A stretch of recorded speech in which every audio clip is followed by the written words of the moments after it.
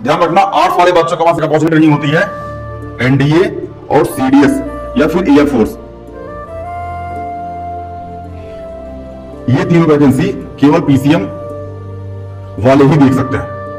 इन तीनों एग्जाम को देने से पहले आपके जीवन में एक छोटा सा दुख आता है क्लास 12 पास करने के बाद, जिसका नाम है CUET।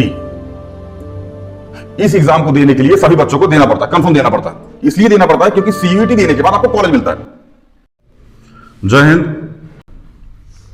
सबसे पहली चीज, यहां तीनों स्ट्रीम के बच्चों के लिए 3 ऑप्शन होता है सबके पास होता है, चाहे वो साइंस वाला हो, चाहे आर्ट्स वाला हो, चाहे कॉमर्स वाला हो। सबसे पहले वो यूपीएससी साइड मूव कर जाए, दूसरा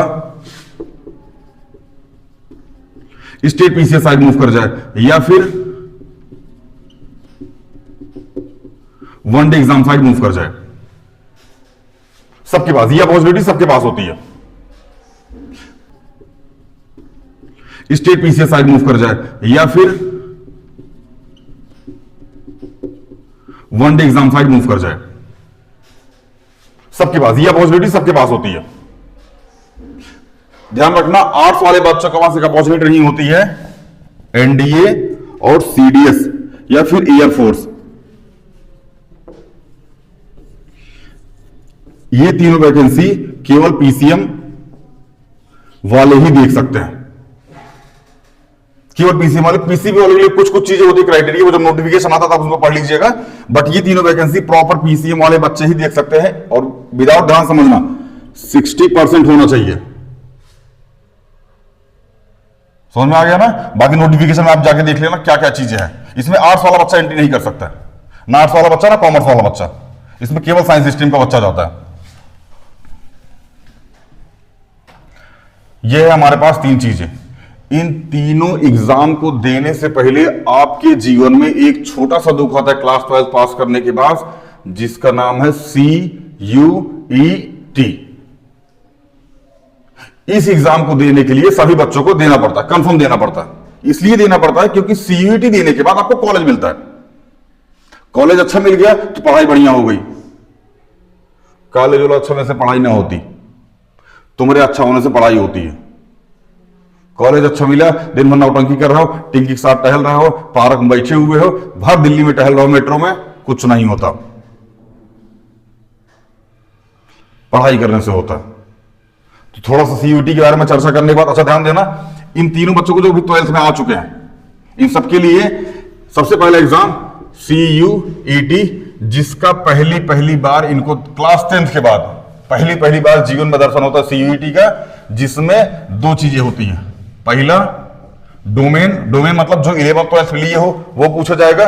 दूसरा GT बोले तो जनरल टेस्ट के बारे में आपसे प्रॉपर पूछा जाएगा। अभी जनरल टेस्ट की चर्चा हम इस वनडे एग्जाम में कर रहे होंगे, इसलिए अभी इसको हम नहीं बताएंगे। इस जनरल टेस्ट की प्रॉपर चर्चा हम कर रहे होंगे। जिसने भी इस एग्जाम की तैयारी कर ली उसका GT आराम से निकल जाएगा बिना किसी तकलीफ के।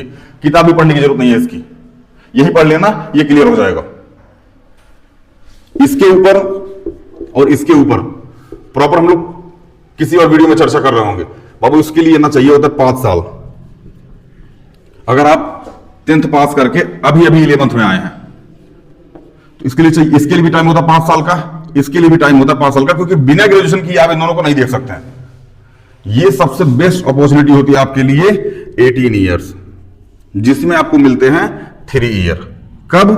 जब आप क्लास 10th पास करके 11th में आए हैं और आपके पास कुछ नहीं है।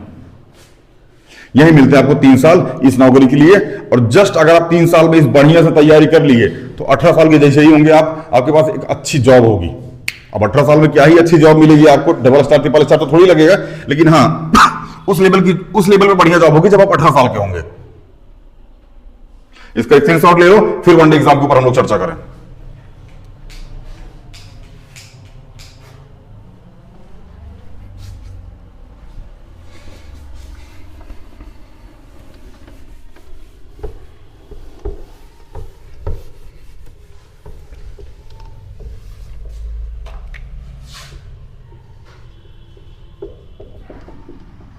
वनडे एग्जाम बहुत डिमांड है मार्केट में इसकी, बहुत सारी वैकेंसियां आती हैं। बच्चा गलती कहां करता है थोड़ी देर में हम बता देंगे आपको। सबसे पहली अपॉर्चुनिटी देता है एसएससी, दूसरी देता है बैंक, तीसरी देता है रेलवे, चौथी देता है स्टेट पुलिस, और उसके बाद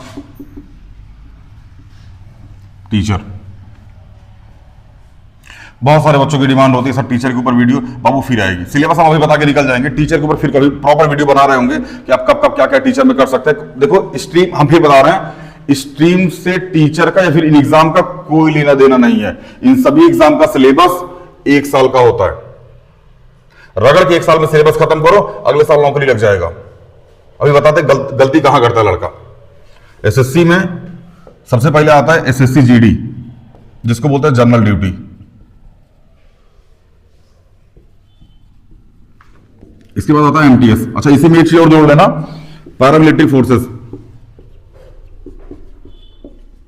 पैरामिलिट्री फोर्सेस इसके बारे में अभी थोड़ी देर में हम गाइड कर देंगे आपको, बस थोड़ा वेट कीजिए। इसके बाद आता है सीएचएसएल या एलडीसी। इसके बाद आता है सीपीओएसआई। इसके बाद आता है सीजीएल। सबसे अच्छी और सबसे बेहतरीन नौकरी एसएससी की, जो ग्रेजुएशन बाद मिलती है और डायरेक्ट आपको ट्रिपल स्टार दे रही होती है। उसके जस्ट ऊपर होती है सीपीओएसआई, जिसमें आप दिल्ली पुलिस में दरोगा लगते हैं और डबल स्टार मिलता है। डबल स्टार के चक्कर मत रहना, अगर सिलेबस हो देखोगे ना टेंशन में आ जाओगे। बैंक, एसबीआई, पीओ बैंक आप पढ़ो तो तमाम बैंक हैं। जब आप इस पर चर्चा करने जाइएगा कभी तो आपको प्रॉपर इसका सिलेबस बताया जाएगा, इसकी एक स्ट्रेटजी बताई जाएगी। इसलिए बताई जाएगी क्योंकि इसके लिए प्रॉपर आपके पास एक स्ट्रीम होनी चाहिए। उसके बाद ही आप बैंक में जा सकते हैं। नॉर्मल लड़का बैंक में नहीं जा सकता, जा भी सकता है तो नॉर्मल लेवल की क्लर्क वगैरह के लिए एग्जाम दे सकता है वो। आते रेलवे के ऊपर, सबसे पहली ट्रेडमैन, उसके बाद कांस्टेबल, उसके बाद एसआई या एएसआई, उसके बाद एनटीपीसी या ग्रुप डी। ये रेलवे की वैकेंसियां होती हैं, जो रेलवे आपको अपॉर्चुनिटी दे रहा होता है, भैया इस वैकेंसी में आ जाइए। स्टेट पुलिस, जिस भी स्टेट का नाम आप जानते हैं उसके आगे पुलिस या फिर एसआई लगा लीजिए। जैसे MP police, MP SI, UP police, UP SI, Delhi police, Delhi SI. लेकिन दिल्ली पुलिस और दिल्ली एसआई ये दोनों स्टेट में नहीं आते हैं। इनका सीधा कंट्रोल सेंट्रल गवर्नमेंट के हाथ में होता है। इनका स्टेट से कोई लेना देना नहीं होता है। स्टेट गवर्नमेंट की पुलिस की अपेक्षा सेंट्रल गवर्नमेंट की पुलिस की सैलरी भी ज्यादा होती है और इनके पास फैसिलिटी भी ज्यादा होती है इनकी अपेक्षा। इस बात का ध्यान रखिएगा। बाकी जिस भी स्टेट का नाम आप जाते हैं उसके आगे पुलिस और एसआई लगा लीजिए, ये सारी चीजें क्लियर करती हैं। टीचर में प्राइमरी के टीचर हो गया, ग्रेजुएट लेवल का टीचर हो गया और 11th 12th के टीचर हो गए। इसकी प्रॉपर स्ट्रेटजी आपको प्रॉपर बताई जाएगी जब हम टीचर के ऊपर प्रॉपर वीडियो बना रहे होंगे कि हाँ टीचर में ये चीजें अपॉर्चुनिटी होती है, क्या क्या कर सकते हैं। पहली बात करूं, टीचर का नौकरी लेने में बूढ़ा जाता है इंसान। आप ग्रेजुएशन के बाद ही यहां आ सकते हैं। बाकी दिल्ली में बहुत सारी चीजें हैं जो आपको गाइड कर दी जाएंगी, थोड़ा सा वेट कीजिए। टीचर के ऊपर, टीचर वाली वैकेंसी के ऊपर, बैंक वाली वैकेंसी के ऊपर, यूपीएससी स्टेट पीसीएस के ऊपर प्रॉपर 5-5, 10-10 मिनट की वीडियो आएगी। उस वीडियो को देख लीजिएगा, समझ में आ जाएगा चीजें क्या कैसे करना है। पैरामिलिट्री फोर्सेस में सबसे पहले BSF, CRPF, CISF, ITBP, Assam rifles, इतनी सारी वैकेंसियां आती हैं। इसके अंदर एक आती है एसएसबी और एसएसएफ। सबसे ज्यादा अगर किसी नौकरी के लिए मार होता है तो एसएसएफ, क्योंकि ये सीधा सीधा सचिवालय में आपकी ड्यूटी लगवाती है। बहुत अच्छी नौकरी होती है ये, चाहे कांस्टेबल लेवल की हो चाहे एसआई लेवल की हो। कांस्टेबल लेवल की ये सारी वैकेंसियां इसमें ये निकाल रहा होता है जीडी। बाकी अपनी अपनी ऐसा, और दूसरी चीज इनकी एसआई की वैकेंसियां ये निकाल रहा होता है सीपीओएसआई। इन सब की एसआई, इनकी एएसआई वैकेंसी, ट्रेडमैन की वैकेंसी और नॉर्मल लेवल की वैकेंसी ये खुद निकाल रहे होते हैं। ये अपने अपने विभाग से अपनी अपनी वैकेंसियां खुद निकाल रहे होते हैं। इनकी सारी वैकेंसी जनरल ड्यूटी कांस्टेबल की ये निकालता है और सीपीओएसआई की वैकेंसी ये देता है। आर्ट्स वाले बच्चों ध्यान से सुनो, ये स्ट्रेटजी तुम्हारे लिए है। ना तो साइंस वालों के लिए है ना आर्ट्स वालों के लिए, सॉरी कॉमर्स वालों के लिए है, क्योंकि उनका विजन क्लियर है। कॉमर्स वाला सीए देगा, साइंस वाला जेई देगा, जेई एडवांस देगा, आईआईटी एनआईटी करेगा, उसका क्लियर है। तुम देखो इसको, ये तुम्हारे लिए है।